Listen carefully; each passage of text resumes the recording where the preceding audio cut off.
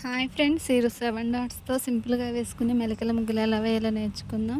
First of all ఇంతవరకు ఛానల్‌ని subscribe చేసుకోకపోతే తప్పకుండా సబ్స్క్రైబ్ చేసుకోండి ఫ్రెండ్స్.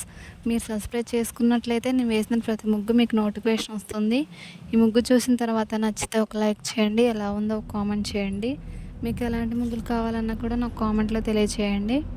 మన ఛానల్లో ముగ్గులు పట్టే ముగ్గులు, రౌండ్ షేప్ మెలికల ముగ్గులు, డైలీ వేసుకునే ముగ్గులు కూడా ఉన్నాయి.